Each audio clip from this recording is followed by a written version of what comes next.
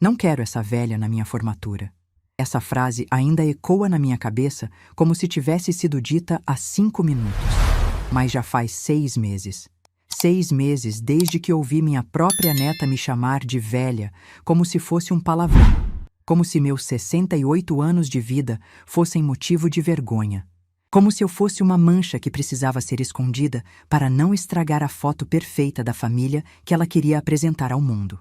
Me chamo Eunice Marta Rezende. Tenho 68 anos, moro sozinha num apartamento no centro de Ribeirão Preto. E até aquele domingo de abril, eu achava que conhecia minha família. Achava que sabia quem me amava de verdade. Achava que tinha feito tudo certo ao longo da vida. Mas a vida tem esse jeito cruel de nos mostrar a verdade quando a gente menos espera. E a verdade, quando chega, não pede licença. Ela simplesmente entra, senta na sua sala e te obriga a olhar para ela, mesmo que doa. Deixa eu te contar o que aconteceu naquele domingo. Era um dia comum, desses que a gente nem imagina que vai mudar tudo. O céu estava azul, o sol de abril já esquentava desde cedo, e eu tinha acordado animada. Fazia 3 semanas que não via minha neta Isabela, e aquele seria um dia especial. A formatura dela em Direito estava chegando, faltavam exatamente 21 dias. E eu queria aproveitar o almoço de domingo para conversar sobre os preparativos, sobre o vestido, sobre a festa. Isabela tinha 23 anos e estava prestes a realizar o sonho de ser advogada. 5 anos de faculdade particular, das mais caras da região. 5 anos que eu acompanhei de longe, torcendo, rezando, esperando por esse momento de ver minha neta formada. Peguei o ônibus das 8h30, como faço todo domingo há 15 anos. Desci no ponto da Avenida Independência. Caminhei as 4 quadras até a casa da minha filha Renata, sentindo o vento fresco da manhã no rosto. Entrei pela porta dos fundos, que sempre fica destrancada quando eles sabem que eu estou chegando. A casa estava movimentada. Renata arrumava a sala, colocando almofadas no lugar, ajeitando as cortinas como sempre faz quando espera visita. O marido dela, Sérgio, com quem ela se casou há 6 anos, depois que o primeiro marido a abandonou com dívidas e uma filha adolescente, estava esparramado no sofá assistindo algum programa de esportes no volume alto. Sérgio nunca foi pai de verdade para Isabela, mas sempre fez questão de aparecer nas fotos de família como se fosse o patriarca exemplar. Fui direto para a cozinha. Tinha levado os ingredientes para fazer o bolo de laranja, que é tradição na família. Receita da minha mãe, que passou para mim e que Isabela ama desde criança. Lembro de quando ela tinha 6 anos e ficava do meu lado no banquinho de madeira, lambendo a colher de pau enquanto eu misturava a massa. Ela me olhava com aqueles olhos grandes e brilhantes, como se eu fosse a pessoa mais importante do mundo. Como se eu fosse mágica. Coloquei a sacola na bancada e comecei a separar os ingredientes. Farinha, açúcar, ovos frescos, as laranjas mais bonitas que encontrei na feira. Estava ralando a casca da primeira laranja quando ouvi a voz de Isabela vindo do corredor. Ela estava no telefone. Falava alto, sem se preocupar em baixar o tom. Provavelmente achava que eu ainda não tinha chegado, mas eu escutei cada palavra, cada sílaba, cada pontada de desprezo na voz dela. Ai, amiga, tô numa situação horrível. A formatura é daqui 3 semanas e minha mãe quer que eu convide minha avó. Você acredita nisso? Parei de ralar a laranja. Minha mão congelou no ar, o ralador ainda encostado na casca. Você entende? Minha avó. Imagina essa velha lá no meio dos meus amigos, da família do Gustavo. Que vergonha, amiga. Que vergonha. Gustavo era o namorado dela. A mãe, Dona Cecília, era desembargadora do Tribunal de Justiça. O pai, Dr. Roberto, era promotor de justiça. A irmã, Beatriz, estudava medicina. Gente importante, como Renata fazia questão de repetir toda vez que falava do relacionamento da filha. A mãe dele é desembargadora, amiga. O pai é promotor. Gente fina, gente chique. E eu vou aparecer com uma velhinha de roupa de feira, com aquele jeito dela de falar, todo simples? Pelo amor de Deus. A sogra do Gustavo ia olhar para minha avó e ia pensar: de que buraco essa menina saiu? De que família pobre ela veio? Senti meu estômago revirar. A laranja escorregou da minha mão e rolou pelo chão, mas eu nem me abaixei para pegar. Estava paralisada. Mas o pior ainda não tinha chegado. Não, não, eu já disse para minha mãe. Não quero essa velha na minha formatura. Ponto final. Ela que deu um jeito. Inventa que não tem convite extra, que a cerimônia é restrita, sei lá. Mas eu não vou passar essa vergonha na frente da família do Gustavo. Não mesmo. Prefiro morrer. Fechei os olhos. Respirei fundo. Tentei me convencer de que tinha ouvido errado. Mas então ouvi passos no corredor. E ouvi a voz da minha filha. Renata tinha encontrado Isabela no corredor. As duas ali paradas, cochichando sobre como se livrar da velha inconveniente. Isa, fala baixo, Renata disse, num tom de censura leve. Sua avó pode chegar a qualquer momento. Mãe, você prometeu que ia resolver isso. Eu não aguento mais essa pressão. A formatura é o dia mais importante da minha vida, e eu não vou deixar ela estragar tudo com aquele jeito dela. E então veio a frase que quebrou o último pedaço do meu coração que ainda estava inteiro. A frase que saiu da boca da minha própria filha, da menina que eu criei sozinha depois que me separei do pai dela, da mulher que eu ajudei a comprar casa quando o primeiro marido foi embora, que eu ajudei a pagar contas, que eu ajudei a reconstruir uma vida inteira do zero. Calma, filha, eu dou um jeito. Vou dizer para ela que a cerimônia é restrita, que só tem 2 convites por formando. Ela nem vai perceber que é mentira. Você conhece sua avó? Coitada, ela é meio desligada mesmo. Não vai desconfiar de nada. Ela acredita em tudo que a gente fala. Coitada, desligada, acredita em tudo. Minha filha me descreveu como se eu fosse uma criança boba, uma velha senil que podia ser enganada com qualquer mentirinha mal contada porque nem tinha mais capacidade de entender o que estava acontecendo ao seu redor. Uma idiota conveniente. Larguei o ralador na bancada. Minhas mãos tremiam. Tirei o avental, dobrei com cuidado, coloquei sobre a bancada ao lado da tigela vazia que nunca receberia a massa do bolo. O bolo de laranja que Isabela amava desde os 6 anos. O bolo que agora ficaria abandonado, assim como eu. Caminhei até o cabideiro. Peguei meu casaco bege, aquele que uso há 10 anos. Vesti devagar, abotoei todos os botões e saí pela porta da frente. Não bati porta, não fiz barulho. Não chorei, não gritei, não fiz escândalo como talvez tivesse direito de fazer. Simplesmente saí, como se fosse um fantasma atravessando a parede, como se eu já não existisse ali dentro há muito tempo e só agora tivesse percebido. Ninguém me viu sair. Ninguém veio atrás de mim perguntar onde eu estava indo. O Sérgio continuou no sofá assistindo televisão, alheio a tudo como sempre foi. Isabela continuou no telefone planejando como me excluir da vida dela. E Renata provavelmente foi até a cozinha minutos depois e encontrou o avental dobrado, a laranja no chão, os ingredientes espalhados. Mas até isso eu duvido que tenha notado de verdade, porque se tivessem percebido minha ausência naquele momento, teriam me ligado. E meu celular ficou em silêncio durante toda a caminhada até o ponto de ônibus. Durante toda a viagem de 40 minutos. Durante todo o resto daquele domingo que parecia não ter fim. Cheguei no meu apartamento quando o sol começava a se pôr. As luzes da cidade estavam se acendendo, uma a uma, como se fosse qualquer outro entardecer de domingo. Abri a porta, entrei, não acendi a luz. Fui direto para a poltrona da sala. A poltrona que era do meu marido Osvaldo antes dele partir, há 8 anos. A poltrona onde ele sentava para ler o jornal, para assistir os jogos, para conversar comigo sobre os planos que tínhamos para o futuro. Ficamos casados por 12 anos, os melhores da minha vida. Nos conhecemos quando eu já tinha 48 anos e ele 52. 2 viúvos que encontraram um no outro uma segunda chance de ser feliz. Sentei ali, no escuro, e fiquei a noite inteira. Durante 68 anos, eu vivi sendo muitas coisas. Fui filha obediente, esposa dedicada, mãe que se sacrificou, avó que deu tudo de si. Trabalhei como costureira durante 20 anos para criar Renata sozinha. Casei com Osvaldo aos 48 anos, construí uma vida nova. E no fim, depois de tudo isso, eu era apenas uma coitada, uma velha desligada. Mas aqui está a parte que ninguém naquela casa sabia. A parte que eu guardei em segredo por quase uma década. A parte que mudaria absolutamente tudo. Osvaldo não era apenas o homem simples que todos conheciam. Não era apenas o técnico de empresa que dirigia um carro usado e morava num apartamento modesto. Osvaldo tinha um segredo que ele só compartilhou comigo no dia em que descobriu que estava doente. O pai dele tinha deixado uma herança que ninguém conhecia. Terras no interior de Goiás que, na época, não valiam quase nada. Cerrado bruto, longe de cidade, sem estrada asfaltada, cheio de mato e bicho. Mas o tempo passou, e o Brasil mudou.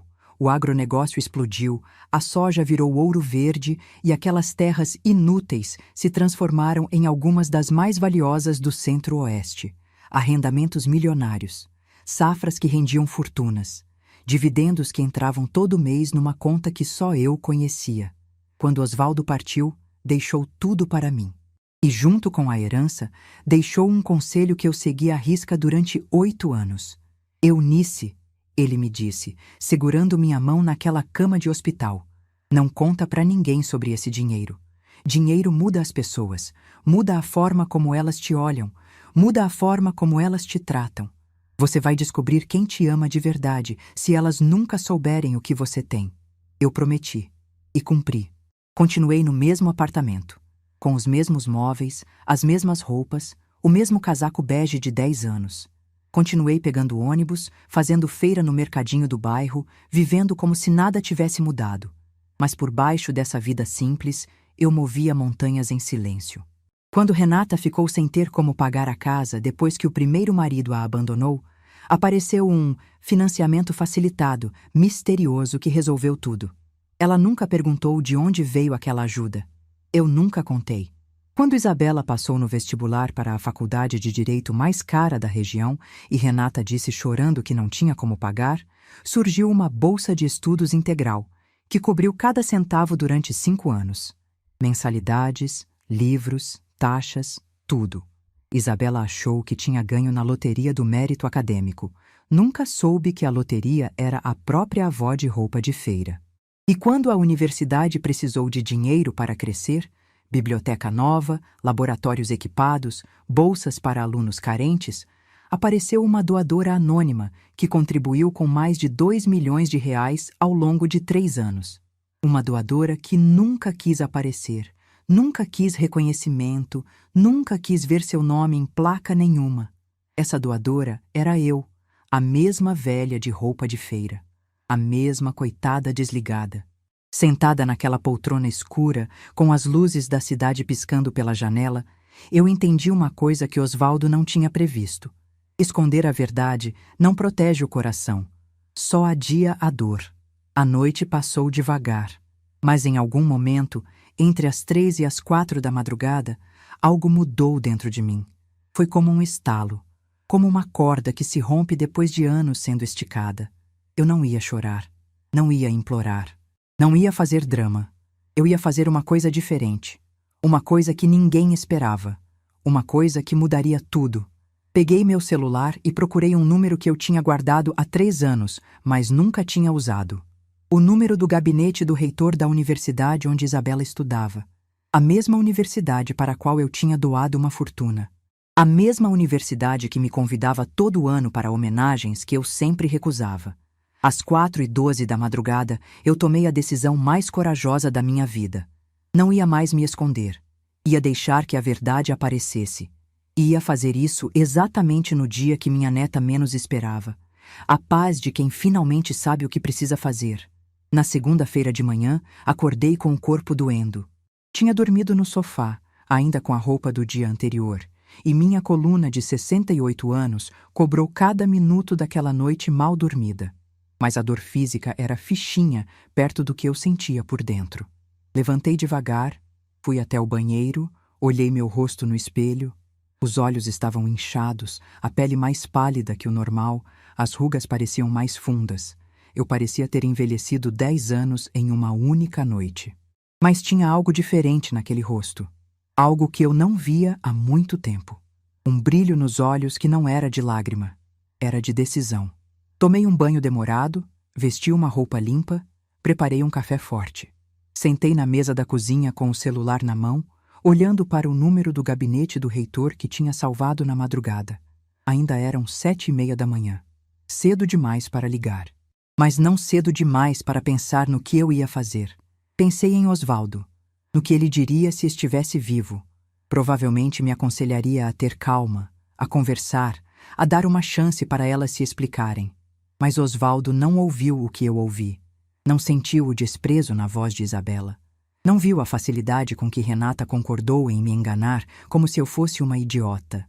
Pensei também na minha vida inteira, em tudo que tinha construído, em tudo que tinha sacrificado. Pensei nos anos que trabalhei como costureira, nas noites que passei em claro terminando encomendas para poder pagar as contas. Pensei em cada centavo que economizei para dar uma vida melhor para Renata, para ver minha filha feliz. E agora, ela conspirava para me excluir do momento mais importante da vida da minha neta. Às 9h42, meu celular tocou. Era Renata. Olhei para a tela piscando com o nome da minha filha e senti o estômago apertar. Por um segundo, pensei em não atender, mas eu precisava ouvir a mentira sendo contada. Precisava ter certeza absoluta do que eu já sabia. Atendi no quarto toque. Oi, mãe, bom dia, tudo bem com a senhora? A voz dela era doce, preocupada, completamente falsa. Oi, filha. Tudo bem, sim. E você? Estou bem, mãe. Mas fiquei preocupada ontem. A senhora saiu sem avisar, deixou as coisas na cozinha. O bolo ficou pela metade, tinha uma laranja no chão. Aconteceu alguma coisa? Então, ela tinha visto. Tinha encontrado os vestígios da minha saída silenciosa. Mas só agora, quase um dia depois, resolveu ligar para perguntar. Me desculpa, Renata. Comecei a me sentir mal de repente. Enjoo, tontura. Achei melhor ir embora antes de passar mal na frente de todo mundo. Não quis preocupar ninguém. Ai, mãe, que susto. A senhora está melhor agora? Quer que eu passe aí? Não precisa, filha. Já estou bem. Foi coisa passageira. Houve uma pausa do outro lado da linha. Eu quase podia ouvir as engrenagens girando na cabeça dela, calculando como introduzir o próximo assunto. A pausa de quem está prestes a mentir e precisa escolher as palavras certas. Que bom que está melhor, mãe. Olha, já que estamos conversando, eu queria falar uma coisa com a senhora, sobre a formatura da Isa. Lá vinha.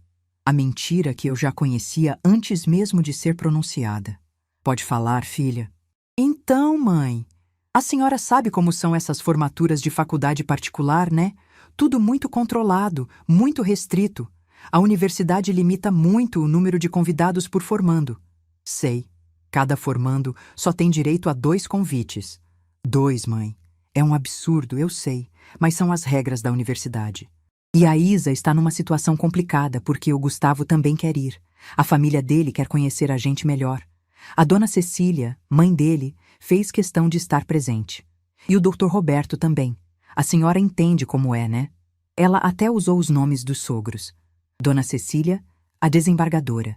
Dr. Roberto, o promotor. Como se a presença de gente importante justificasse me excluir. Como se a minha presença fosse menos importante que a deles. Então vai ser só eu e o Sérgio na cerimônia. Mas depois a gente faz uma festinha em casa. Só a família e a senhora vem. Vai ser até melhor, mais íntimo, mais gostoso. A senhora entende, né, mãe? Entendo, Renata. Entendo perfeitamente. Entendo que você acabou de olhar nos meus olhos, mesmo que por telefone, e mentir sem pestanejar. Entendo que você ensaiou esse discurso, provavelmente junto com sua filha, para se livrar da velha inconveniente sem parecer cruel. Entendo que você me acha tão burra, tão desligada, que nem vai perceber que está sendo manipulada. Mas eu percebi, filha. Eu percebi tudo. Claro que entendo, Renata. Essas regras de faculdade são complicadas mesmo. Não se preocupa comigo. O importante é que a Isa tenha o dia especial dela. Ai, mãe, sabia que a senhora ia entender. A senhora é a melhor mãe do mundo. A Isa vai ficar tão aliviada, quer dizer, tão feliz em saber que a senhora não ficou chateada. Aliviada. Ela disse aliviada e tentou corrigir. Mas eu ouvi. Minha neta de 23 anos, formada com louvor em direito, ficaria aliviada em saber que a avó tinha engolido a mentira sem questionar. Desliguei o telefone alguns minutos depois, com promessas de visitas e jantares que provavelmente nunca aconteceriam. Era impressionante como a mentira tinha fluído com tanta naturalidade. Renata nem gaguejou, nem hesitou. Parecia ter contado aquela história 1000 vezes antes. Às 10h15, Liguei para o número que tinha guardado. Universidade Paulista de Ribeirão Preto, gabinete da reitoria. Bom dia. Bom dia. Meu nome é Eunice Marta Rezende. Gostaria de falar com o reitor, por favor. Diga a ele que é sobre as doações ao Fundo Educacional. Houve uma pausa. Depois a voz voltou mais cautelosa, quase reverente. Um momento, por favor. Vou verificar se o Dr. Mendonça pode atendê-la. Menos de 2 minutos depois, o próprio reitor estava na linha. Dona Eunice, que alegria imensa receber sua ligação. Como está a senhora? Estou bem, Dr. Mendonça. E o senhor? Muito bem, graças a Deus. A que devo a honra dessa ligação? Aconteceu alguma coisa? Na verdade, aconteceu sim. Eu mudei de ideia sobre uma coisa. Mudou de ideia? Sobre o quê? Sobre a homenagem que o senhor me oferece há 3 anos. Eu aceito, mas com uma condição. O silêncio do outro lado durou alguns segundos. Quando ele voltou a falar, a voz estava carregada de emoção. Dona Eunice, a senhora está falando sério? Seria uma honra imensa para nós. A senhora não sabe o quanto esperamos por esse momento. Estou falando muito sério, Dr. Mendonça. Mas como eu disse, tenho uma condição. Qualquer coisa, Dona Eunice. A senhora pede e a universidade realiza. Quero que a homenagem seja na cerimônia de formatura do curso de Direito. A turma que se forma daqui a 3 semanas. Houve outra pausa. Quando ele respondeu, parecia confuso. Especificamente o curso de Direito? Posso perguntar por quê? Motivos pessoais, Dr. Mendonça. Digamos que tenho uma conexão especial com essa turma. Ele não questionou mais. Disse que seria providenciado, que a equipe de cerimonial entraria em contato comigo para combinar os detalhes, que seria um momento histórico para a universidade. Prometeu sigilo absoluto até o dia da cerimônia. As 2 semanas seguintes foram um exercício de paciência e observação. Renata me ligava a cada 3 ou 4 dias com atualizações sobre a formatura. Cada ligação era uma mistura de entusiasmo exagerado e culpa mal disfarçada. O vestido da Isabela tinha ficado pronto, um modelo exclusivo que custou mais do que meu guarda-roupa inteiro.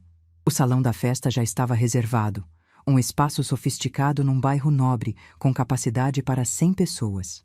A lista de convidados estava fechada, 80 pessoas, todas cuidadosamente selecionadas. Em nenhuma dessas ligações, meu nome aparecia como convidada da festa. Aparentemente, a festinha íntima em família que Renata havia prometido era tão restrita que excluía a própria avó da formanda. 80 pessoas cabiam na lista, mas eu não. Isabela não me ligou nenhuma vez durante essas 2 semanas. Nenhuma mensagem perguntando como eu estava. Para ela, eu já tinha sido descartada.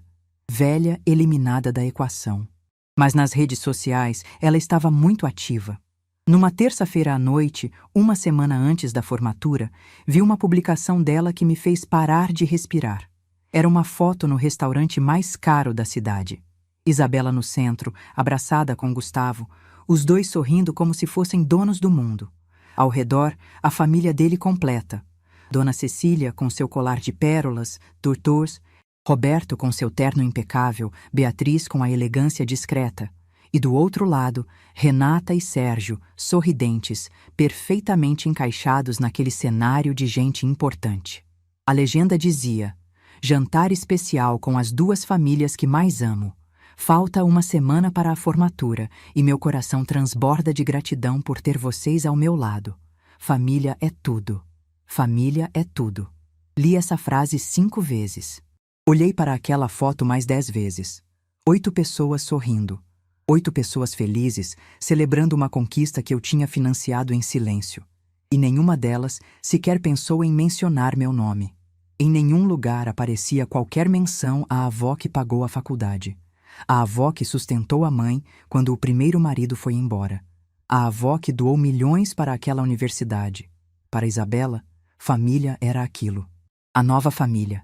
A família bonita, apresentável, que combinava com a imagem que ela queria projetar para o mundo. A avó de roupa de feira não fazia parte desse retrato perfeito.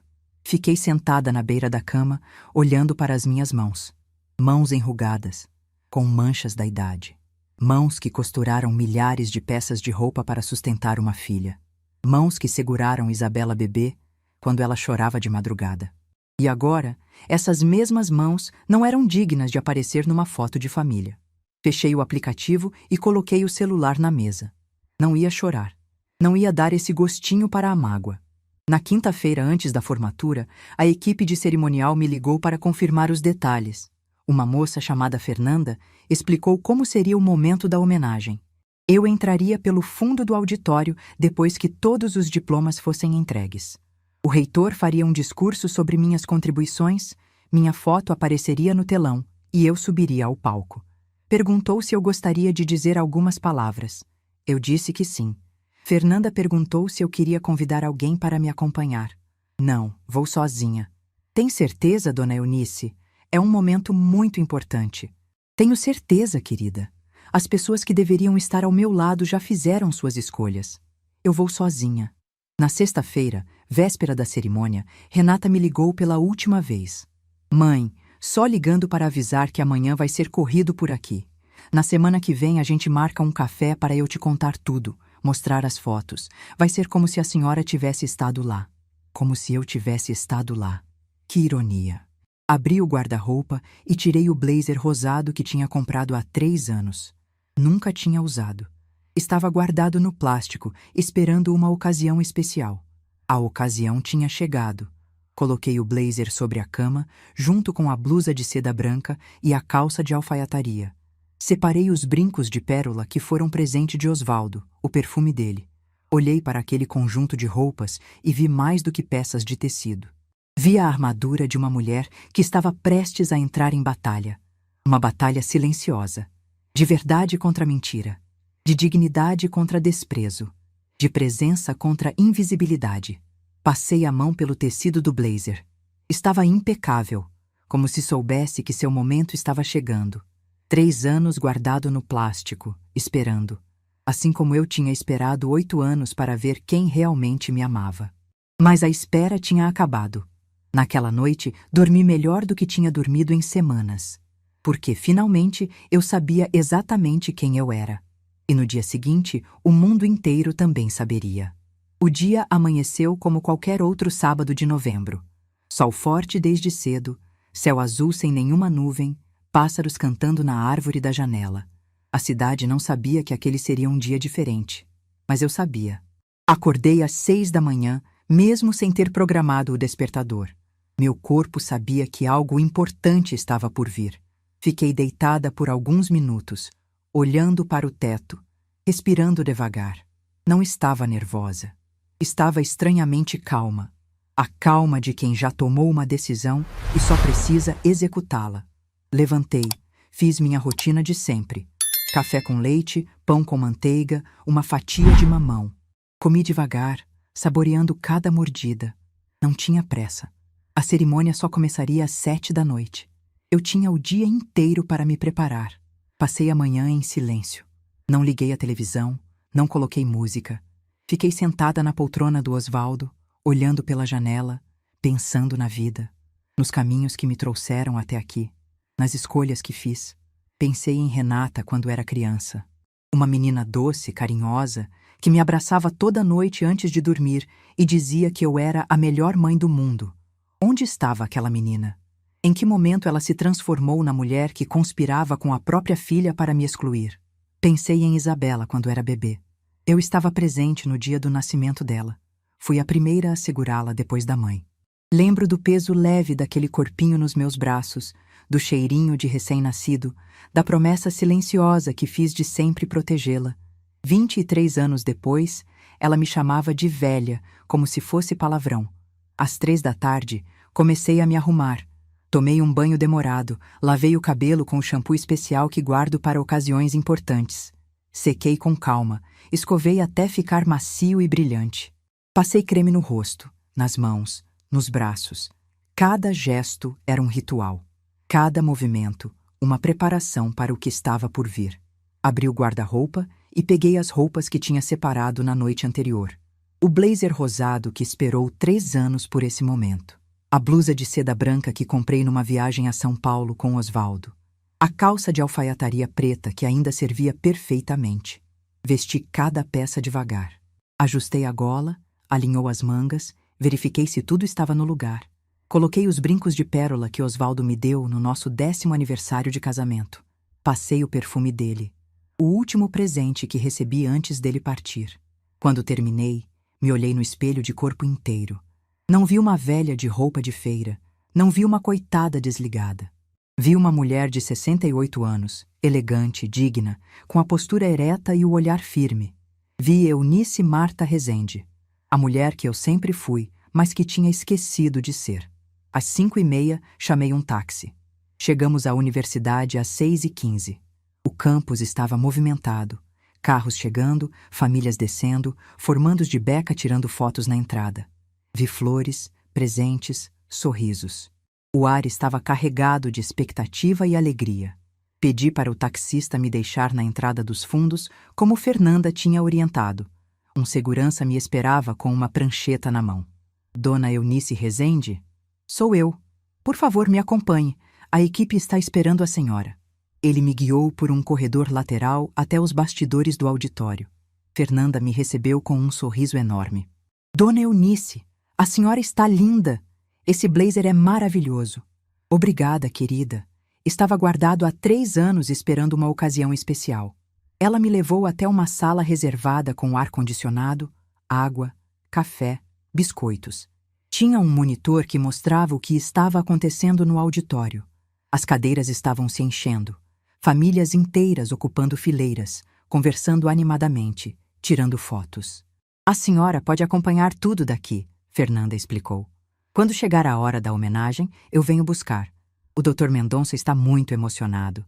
Disse que esse é um dos momentos mais importantes da história da universidade. Agradeci e ela saiu, me deixando sozinha com meus pensamentos e aquele monitor. Fiquei observando a tela, procurando rostos conhecidos. Às 6h40, vi quando eles chegaram. Primeiro entrou Sérgio, com aquele ar de quem preferia estar em qualquer outro lugar. Depois, Renata, elegante num vestido azul marinho que provavelmente custou uma fortuna. E então, Isabela. Minha neta estava deslumbrante. A beca preta realçava sua pele clara, o cabelo perfeitamente posicionado, o sorriso de quem se sentia dona do mundo. Ao lado dela, Gustavo, alto, elegante, com aquele ar de quem nasceu para vencer. E logo atrás, a família dele. Dona Cecília com seu colar de pérolas e aquele olhar penetrante de quem analisa tudo. Dr. Roberto com seu terno impecável. Beatriz com a elegância discreta de quem estuda medicina. Eles ocuparam uma fileira inteira na parte central do auditório. Vi quando Renata tirou o celular e começou a fotografar Isabela. Vi quando Dona Cecília se inclinou para falar algo com o marido. Em nenhum momento, nenhum deles olhou ao redor procurando alguém que não estava lá. A avó de roupa de feira não fazia falta. A cerimônia começou pontualmente às 7h. Hino nacional, discurso do diretor do curso, juramento dos formandos. Acompanhei tudo pelo monitor, com o coração batendo cada vez mais forte. Não de nervosismo, de antecipação. Às 8h15 começou a entrega dos diplomas. Um por um, os formandos eram chamados ao palco. Quando o nome dela foi chamado, Isabela Cristina Moreira Rezende, vi Renata se levantar para aplaudir. Vi Gustavo assobiar de orgulho. Isabela subiu ao palco com confiança, recebeu o diploma, sorriu para as câmeras, acenou para a família. O momento perfeito. A conquista de uma vida. E ela nem sabia que o verdadeiro momento ainda estava por vir. Às 8h45, depois que o último diploma foi entregue, o reitor voltou ao microfone. Senhoras e senhores, antes de encerrarmos esta cerimônia, temos um momento muito especial. Um momento que eu, pessoalmente, espero há 3 anos. Vi algumas pessoas se ajeitarem nas cadeiras, curiosas. Vi Renata guardar o celular na bolsa, prestando atenção. Esta universidade passou por uma transformação extraordinária na última década. Nossa biblioteca foi reformada. Nossos laboratórios foram equipados com tecnologia de última geração. Centenas de estudantes receberam bolsas integrais. O reitor fez uma pausa dramática. O silêncio era quase palpável. Tudo isso só foi possível graças a uma pessoa. Uma pessoa que durante anos preferiu permanecer no anonimato. Uma pessoa que doou mais de R$ 2 milhões para esta instituição sem pedir nada em troca. Vi Dona Cecília se inclinar para a frente, interessada. Vi Renata olhar para Sérgio com expressão confusa. Hoje, finalmente, ela aceitou nosso convite para ser homenageada publicamente. É com imensa honra que eu peço uma salva de palmas para a maior benfeitora da história desta universidade. A tela atrás dele se iluminou. E minha foto apareceu. A senhora Eunice Marta Rezende. O auditório explodiu em aplausos. Mas eu não estava olhando para o auditório. Estava olhando para a terceira fileira, para o rosto da minha neta. Isabela tinha congelado, literalmente congelado. O sorriso havia desaparecido, substituído por uma expressão de puro choque. Sua pele tinha ficado branca como papel. Vi suas mãos apertarem o canudo do diploma com tanta força que ele amassou. Ao lado dela, Renata estava com a boca aberta, de horror. Seus olhos estavam arregalados, fixos na tela onde minha foto brilhava em tamanho gigante. Vi Dona Cecília se virar para olhar Isabela. Vi a expressão da desembargadora mudar de curiosidade para algo que parecia reavaliação. Vi ela se inclinar para Gustavo e perguntar algo no ouvido dele. Vi o rosto dele mudar também. Uma reavaliação em tempo real da mulher que ele estava namorando. Sérgio olhava de um lado para o outro, claramente sem entender o que estava acontecendo. Como sempre, alheio a tudo. Fernanda apareceu na porta. Dona Eunice, é a sua hora. Levantei, ajeitei o blazer, respirei fundo e comecei a caminhar. O corredor até o auditório parecia ter quilômetros. Meus sapatos faziam um som suave no piso de mármore. Meu coração batia forte, mas minhas pernas estavam firmes. Cada passo era uma resposta. Cada passo era uma frase que eu nunca disse em voz alta. Entrei no auditório pela porta lateral. As cabeças se viraram. Os aplausos aumentaram. Vi 500 pessoas me olhando. Vi flashes de câmeras. Vi sorrisos de desconhecidos que não faziam ideia de quem eu realmente era. E vi minha família. Renata tinha começado a chorar. Não era choro de emoção. Era choro de desespero. Isabela continuava paralisada.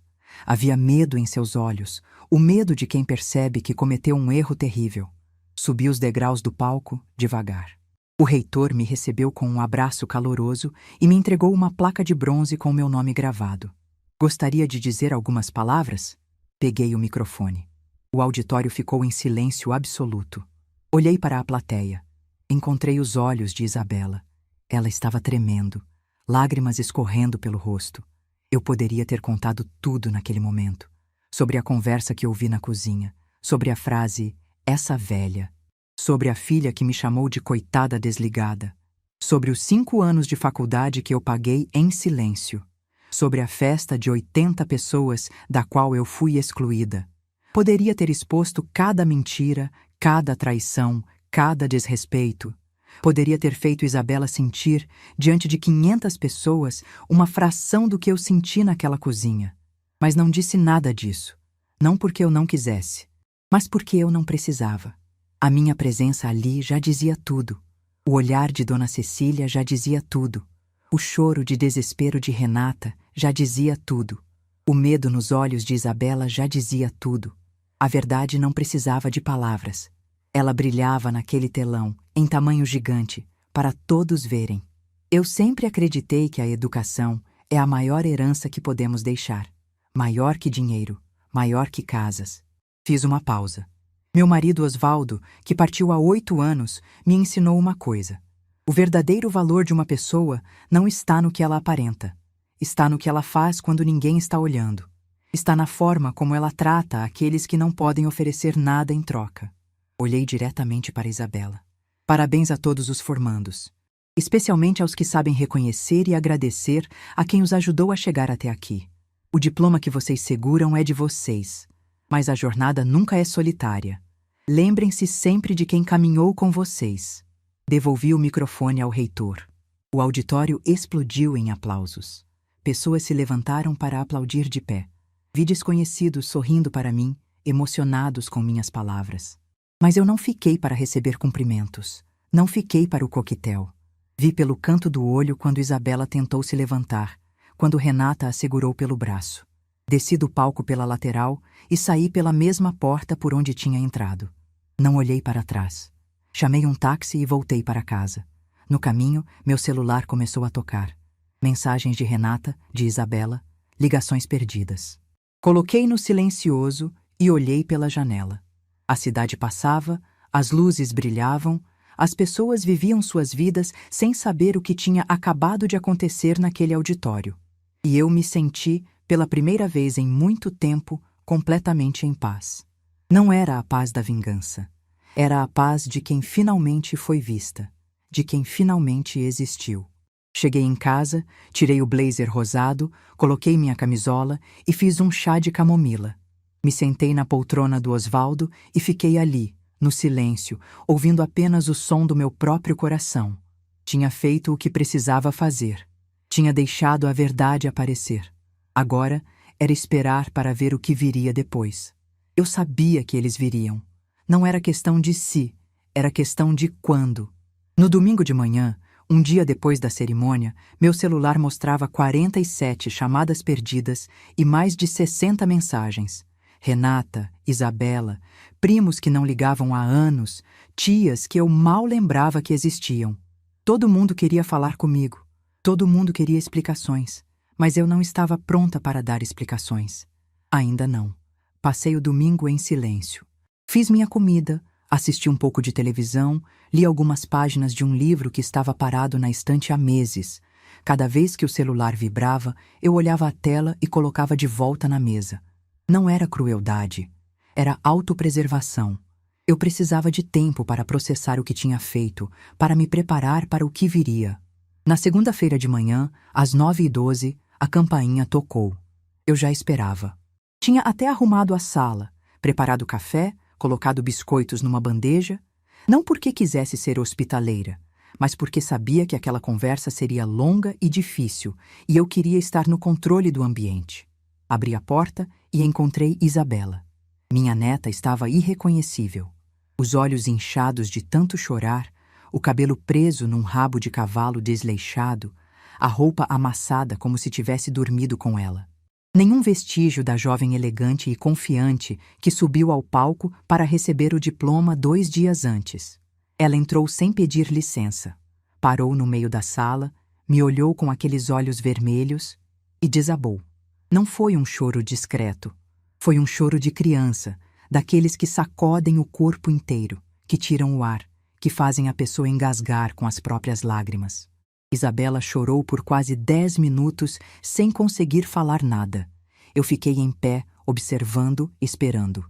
Quando finalmente conseguiu articular palavras, o que saiu foi uma enxurrada de desculpas. Vó, me perdoa. Por favor, me perdoa. Eu não sabia. Eu juro que não sabia de nada. Ninguém nunca me contou. Se eu soubesse quem a senhora era de verdade, eu nunca, nunca teria dito aquelas coisas. Eu deixei ela falar. Deixei ela derramar todas as justificativas, todas as explicações, todos os pedidos de perdão. Ela disse que a mãe nunca contou sobre a bolsa de estudos, que achou que tinha conseguido por mérito, que não fazia ideia das doações para a universidade, que se sentia a pior pessoa do mundo. Quando ela terminou, eu servi café para as duas e sentei na poltrona de frente para ela. Isabela, deixa eu te fazer uma pergunta. Ela me olhou com esperança, como se eu fosse dizer que estava tudo perdoado. Se você soubesse que eu era rica, teria me tratado diferente? Ela abriu a boca para responder, mas parou. Vi a hesitação nos olhos dela. Vi a luta interna entre a resposta honesta e a resposta que ela achava que eu queria ouvir. Eu acho que sim, vó. Acho que sim. Pelo menos foi honesta. Então você entende o problema, não entende? Você não me rejeitou porque não sabia que eu tinha dinheiro.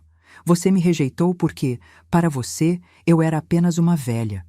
Uma velha de roupa de feira, como você mesma disse. Uma vergonha que precisava ser escondida. Ela começou a chorar de novo. O dinheiro só teria mudado a embalagem, Isabela. Não teria mudado o conteúdo. Se você só me respeitaria sabendo que eu sou rica, então você nunca me respeitou de verdade. Respeitava o que eu poderia te dar. Não é assim, vó. Eu amo a senhora. Sempre amei. Amor não se demonstra só com palavras, minha filha. Se demonstra com atitudes. E suas atitudes me mostraram exatamente o lugar que eu ocupava na sua vida. Ficamos em silêncio por um longo momento. Isabela olhava para as próprias mãos, para o chão, para qualquer lugar que não fosse meu rosto. Então, ela disse algo que me pegou de surpresa. A mãe do Gustavo quer conversar comigo. Ela ligou ontem à noite. Disse que precisamos ter uma conversa séria sobre valores e caráter. Dona Cecília, a desembargadora. Eu tinha visto o olhar dela no auditório. Aquele olhar de quem estava reavaliando tudo o que sabia sobre a namorada do filho. E o que você vai dizer para ela? Eu não sei, vó. Ela perguntou se eu sabia que a senhora era a doadora.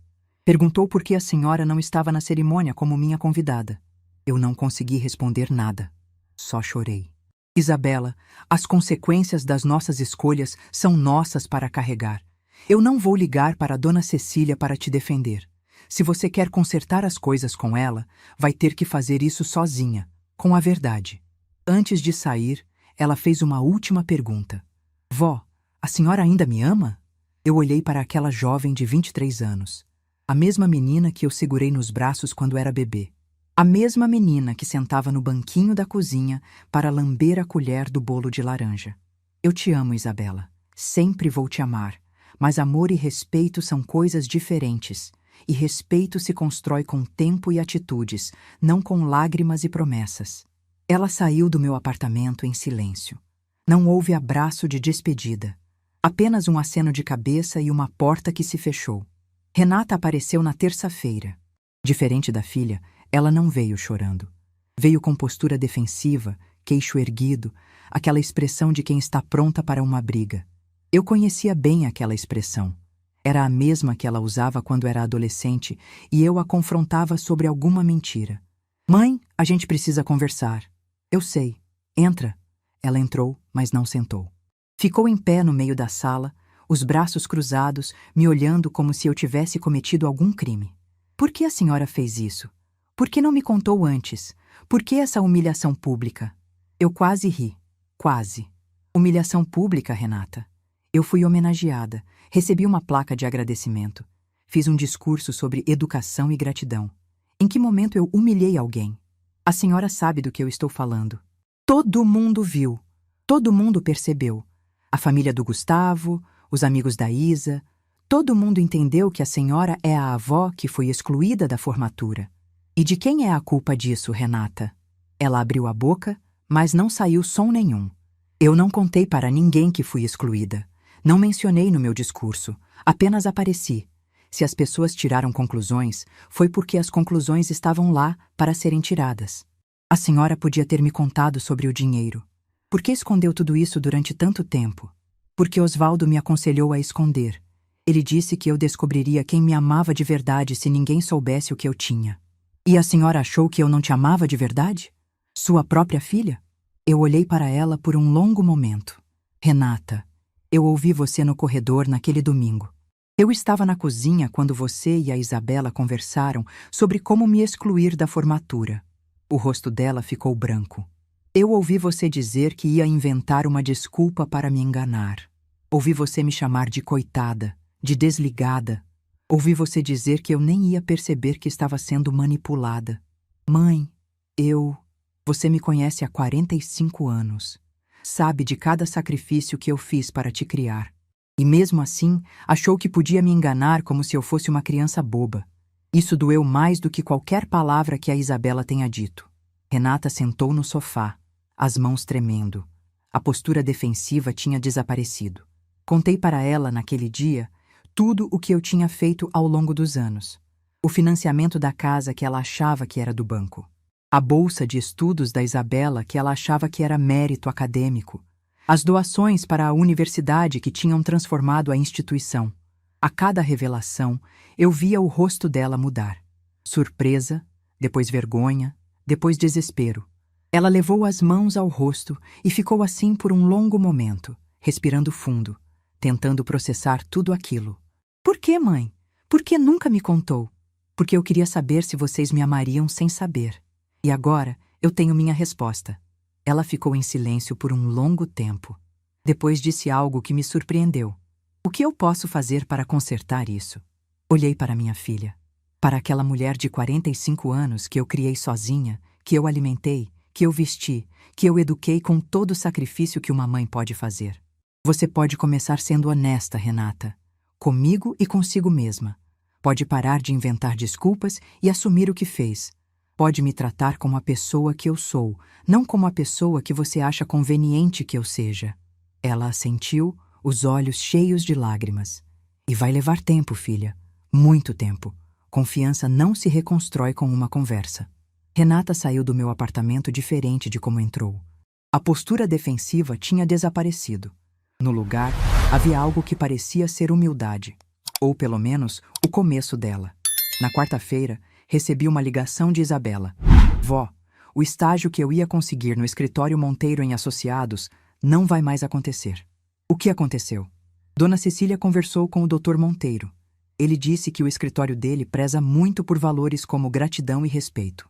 Que não seria apropriado oferecer uma vaga para alguém que demonstrou falta desses valores com a própria família. E o que você sentiu quando soube disso? No começo, eu fiquei com raiva. Mas depois entendi que ele está certo, vó. Se eu tratei minha própria avó assim, por que ele confiaria em mim? Era a primeira vez que eu ouvia Isabela assumir responsabilidade real pelo que tinha feito. Sem desculpas, sem justificativas, sem tentar jogar a culpa em outra pessoa. E o Gustavo? Houve uma pausa longa do outro lado da linha. A gente está dando um tempo, vó. Ele disse que precisa pensar, que a mãe dele levantou questões que ele nunca tinha considerado. Sobre caráter, sobre como eu trato as pessoas, sobre que tipo de família a gente formaria juntos. E você acha que ele vai voltar? Eu não sei. Sinceramente, não sei mais de nada. Tudo que eu achava que tinha conquistado está desmoronando. Algumas coisas precisam desmoronar para serem reconstruídas de forma mais sólida, Isabela. Talvez essa seja sua chance de recomeçar. Ela não respondeu. Talvez não estivesse pronta para ouvir aquilo ainda. Depois que desliguei, fiquei pensando naquela conversa. Não senti alegria com o sofrimento da minha neta. Não senti prazer em saber que ela tinha perdido o estágio e talvez o namorado. Senti apenas uma tristeza profunda por tudo que poderia ter sido diferente. Se Isabela tivesse me tratado com respeito desde o início, eu teria movido montanhas por ela. Teria ligado para o Dr. Monteiro eu mesma, recomendado minha neta com todo orgulho. Teria acolhido Dona Cecília e Dr. Roberto como parte da minha família. Teria sido a avó presente e querida nas fotos do casamento, que provavelmente nunca vai acontecer. Mas ela escolheu me esconder. Escolheu ter vergonha de mim. Escolheu me excluir do momento mais importante da vida dela. E agora estava colhendo os frutos dessa escolha. Naquela noite, sentada na poltrona do Osvaldo, olhando as luzes da cidade pela janela, eu pensei no que ele diria se estivesse ali. Provavelmente diria que eu tinha feito a coisa certa, que a verdade precisava aparecer, que pessoas precisam enfrentar as consequências das suas escolhas para aprender e crescer. Mas também diria que eu precisava deixar espaço para o perdão, que guardar mágoa no coração só envenenava quem guardava, que a vida era curta demais para desperdiçar com rancor. Eu ainda não estava pronta para perdoar completamente, mas estava começando a aceitar que talvez um dia eu conseguiria. O caminho seria longo, mas pelo menos agora eu estava caminhando na direção certa. E isso, por enquanto, era o suficiente. 6 meses se passaram desde aquela formatura. 6 meses desde que minha foto apareceu naquele telão e minha vida mudou para sempre. Não porque eu me tornei outra pessoa, mas porque finalmente me permiti ser quem eu sempre fui. Hoje é domingo. Estou sentada na varanda do meu apartamento, tomando café e olhando a cidade acordar. O sol de outubro entra suave pela janela, aquecendo meu rosto. Os pássaros cantam na árvore da praça. A vida continua, como sempre continua, indiferente aos dramas e às vitórias de cada um de nós. Mas eu não sou mais a mesma Eunice de 6 meses atrás. Aquela Eunice acordava todo domingo cedo para pegar o ônibus das 8h30. Ia até a casa da filha fazer almoço, cuidar da família, se sentir útil. Voltava à noite para um apartamento vazio, para uma poltrona solitária, para um silêncio que pesava mais do que qualquer palavra. Essa Eunice ainda existe, mas agora ela tem companhia. Agora ela tem propósito. Na semana passada, fui convidada para um jantar beneficente da universidade. Não como doadora anônima, escondida nos bastidores. como convidada de honra, sentada na mesa principal, ao lado do reitor e de empresários importantes da cidade. Usei o blazer rosado, o mesmo que usei naquela formatura, e recebi aplausos de pessoas que, há 6 meses, nem sabiam que eu existia. Doutor Mendonça fez um discurso sobre generosidade e humildade. Disse que eu era um exemplo de como fazer o bem sem esperar reconhecimento, que a universidade tinha sorte de ter alguém como eu entre seus benfeitores. Na semana retrasada, fui convidada para dar uma palestra num grupo de mulheres da terceira idade. O tema era recomeçar depois dos 60. Fiquei nervosa, não vou mentir. Nunca tinha falado em público antes. Mas quando subi naquele pequeno palco e vi 50 mulheres me olhando com curiosidade e esperança, algo dentro de mim se acalmou. Eu conhecia aquelas mulheres. Não pessoalmente, mas conhecia suas histórias. Eram mulheres que tinham se anulado pela família, que tinham esquecido quem eram de tanto cuidar dos outros. Contei minha história. Não toda, mas o suficiente para que elas entendessem. Falei sobre como me senti invisível, sobre como tentei comprar amor com sacrifícios, sobre como descobri que as pessoas que eu mais amava não me viam como eu era. E falei sobre o que fiz depois. Eu poderia ter aceitado ser excluída, disse para aquela plateia silenciosa. Muitas de nós fazemos isso a vida inteira. Mas naquele dia, eu decidi que não ia mais me esconder, que ia deixar a verdade aparecer. Não para me vingar, mas para existir. Quando terminei, o silêncio durou alguns segundos. Depois, uma mulher no fundo começou a aplaudir. E outra. E outra. Em menos de 1 minuto, todas estavam de pé. Uma senhora de cabelos brancos veio me abraçar depois. Disse que estava vivendo a mesma situação, que os filhos a tratavam como um estorvo, que minha história tinha dado a ela a coragem de fazer diferente. Voltei para casa naquela noite com o coração cheio, não de orgulho, de propósito. Mas nem tudo são flores. A vida real não é como nos filmes, onde os vilões são punidos e os heróis vivem felizes para sempre. Gustavo e Isabela terminaram o namoro definitivamente há 4 meses. Soube por Renata. Disse que Gustavo tinha tentado voltar algumas semanas depois da formatura. Mas Dona Cecília tinha deixado claro que não aprovava o relacionamento. Não depois do que tinha visto. Isabela me contou sua versão numa tarde chuvosa de julho. Veio me visitar, com os olhos vermelhos e a voz trêmula. Disse que Gustavo tinha escolhido a família, que ela não podia culpá-lo. Se eu fosse a mãe dele, vó, provavelmente teria feito a mesma coisa. Quem quer uma nora que esconde a própria avó por vergonha? Foi a primeira vez que ouvi Isabela falar sobre o que aconteceu sem tentar se justificar. Ela estava apenas processando, amadurecendo, aprendendo com as consequências das próprias escolhas. Naquele dia, fiz chá para as duas e ficamos conversando até anoitecer. Não sobre a formatura ou sobre Gustavo, sobre a vida, sobre os planos dela, sobre o futuro. Isabela não conseguiu o estágio no escritório Monteiro em Associados, mas conseguiu outro, num escritório menor, menos prestigiado. Está trabalhando duro, aprendendo, crescendo, diz que é bom começar do zero, que está construindo sua reputação com as próprias mãos, pelo próprio mérito. A relação com minha neta ainda não é a mesma de antes. Talvez nunca seja, mas é mais honesta agora, mais real. Não tem mais fingimento, não tem mais máscaras. Isabela me visita a cada 2 semanas. Às vezes traz flores, às vezes traz doces da padaria que eu gosto. Conversamos sobre o trabalho dela, sobre as dificuldades de ser advogada iniciante.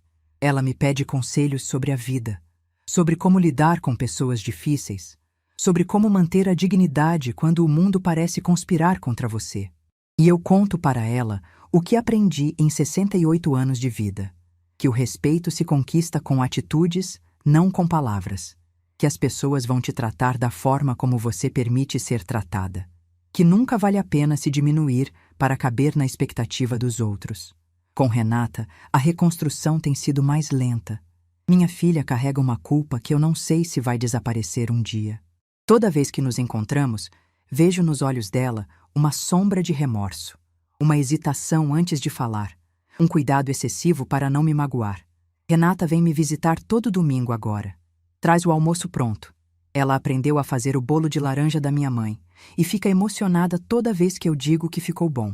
Passamos a tarde conversando, assistindo televisão, fazendo palavras cruzadas.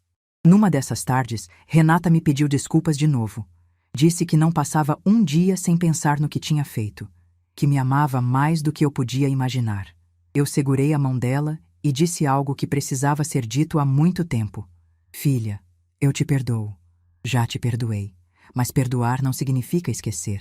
Significa aceitar que você errou, que eu errei em não falar mais cedo e que agora a gente precisa construir algo novo, com honestidade, com respeito, com amor de verdade. Renata chorou.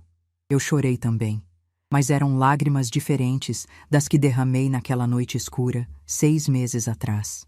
Eram lágrimas de cura, de recomeço. O perdão não veio fácil. Veio aos poucos, em pequenas doses, a cada domingo que Renata aparecia com o bolo de laranja. A cada gesto que mostrava que ela estava tentando, de verdade, ser a filha que eu merecia. A cada "eu te amo, mãe", dito com sinceridade, não com obrigação. Osvaldo me disse uma vez que guardar rancor era como tomar veneno esperando que o outro morresse. Ele estava certo. O rancor que eu sentia não estava machucando Renata ou Isabela. Estava me machucando. Estava me prendendo ao passado, me impedindo de viver o presente. Então, eu escolhi soltar. Não porque elas mereciam, mas porque eu merecia. Porque eu mereço paz. Porque eu mereço alegria. Porque eu mereço viver os anos que me restam sem carregar peso de mágoa no coração. A vida me ensinou muitas coisas nesses 68 anos. Mas a lição mais importante, eu aprendi nos últimos 6 meses. Aprendi que não preciso da aprovação de ninguém para saber quem eu sou. Que meu valor não depende de como os outros me tratam. Que eu posso ser invisível para algumas pessoas e ainda assim ser a pessoa mais importante na vida de outras. Aprendi que a verdade, quando aparece, ilumina tudo, inclusive as sombras que a gente preferia não ver. Aprendi que família não é só sangue. É escolha, é presença, é respeito. Hoje, sentada nesta varanda, olhando o sol nascer sobre a cidade que me viu crescer, envelhecer e renascer, eu penso em tudo o que aconteceu desde aquele domingo na cozinha da Renata. Penso na frase que ouvi escondida, na dor que senti caminhando até o ponto de ônibus, na noite que passei no escuro, na poltrona do Osvaldo. E penso no que veio depois, na decisão que tomei às 4 da madrugada, na foto que apareceu no telão, no discurso que fiz sem acusar ninguém, mas que disse tudo. Penso nas consequências, no estágio que Isabela perdeu, no namoro que acabou, nas lágrimas de Renata quando descobriu que eu tinha ouvido tudo. E penso no agora, nas visitas de domingo, no bolo de laranja, nas conversas honestas, na relação que estamos reconstruindo, tijolo por tijolo, com paciência e humildade. Não sei o que o futuro reserva. Não sei se Isabela vai se tornar a neta que eu sempre sonhei. Não sei se Renata e eu vamos recuperar completamente a confiança que se perdeu. Não sei se vou encontrar outro amor, outra companhia para os anos que me restam. Mas sei de uma coisa. Eu não sou mais invisível. Eu existo. Eu importo. Eu tenho valor. E qualquer pessoa que quiser fazer parte da minha vida vai ter que me ver como eu sou. Osvaldo me disse uma vez, naquela cama de hospital onde passamos nossos últimos dias juntos, que o maior presente que podemos dar a nós mesmos é a permissão de ser quem somos. Na época, eu não entendi completamente o que ele queria dizer. Agora eu entendo. Passei a vida inteira tentando ser a filha perfeita, a mãe perfeita, a avó perfeita, tentando agradar todo mundo, me encaixar nas expectativas, não causar problemas, não incomodar ninguém. E no fim, as pessoas que eu mais amava me trataram como se eu não existisse. Quando minha foto apareceu naquele telão, eu não estava me vingando. Estava me apresentando. Estava dizendo ao mundo: aqui estou eu, Eunice Marta Rezende, 68 anos, viúva, mãe, avó, doadora, mulher. E se alguém não gosta do que vê, o problema não é meu. Termino meu café e olho para o retrato de Osvaldo na estante da sala. Ele está sorrindo naquela foto, com aquele sorriso tranquilo que me conquistou quando nos conhecemos. Imagino o que ele diria se pudesse me ver agora. Provavelmente diria que está orgulhoso, que eu finalmente entendi o que ele tentou me ensinar durante todos aqueles anos juntos. Eu entendi, meu amor, sussurro para a foto. Demorou, mas eu entendi. O telefone toca. É Renata, perguntando se pode vir mais cedo hoje. Diz que quer me ajudar a fazer o almoço, que está com saudade. Eu sorrio e digo que sim, que a porta está sempre aberta. Quando desligo, sinto uma paz que não conhecia antes de tudo isso acontecer. A paz de quem não precisa mais provar nada para ninguém. A paz de quem finalmente sabe quem é. A paz de quem não tem mais medo de ser vista, de ser ouvida, de ocupar espaço no mundo. Olho para a cidade lá embaixo, para as ruas que conheço há décadas, para os prédios que vi crescer, para as pessoas que passam sem me conhecer. E penso em todas as mulheres como eu. Mulheres que passaram a vida se sacrificando, mulheres que se anularam para ver os outros felizes, mulheres que esqueceram de si mesmas de tanto cuidar dos outros. Se você é uma dessas mulheres, quero que saiba de uma coisa: nunca é tarde para se encontrar, nunca é tarde para se ver, nunca é tarde para existir. Meu nome é Eunice Marta Rezende, tenho 68 anos. E pela primeira vez na vida, eu me vejo exatamente como sou, e gosto do que vejo. Se essa história tocou seu coração, deixe seu like, se inscreva no canal e comente aqui embaixo. No meu lugar, o que você faria? Sua mensagem pode iluminar o dia de alguém.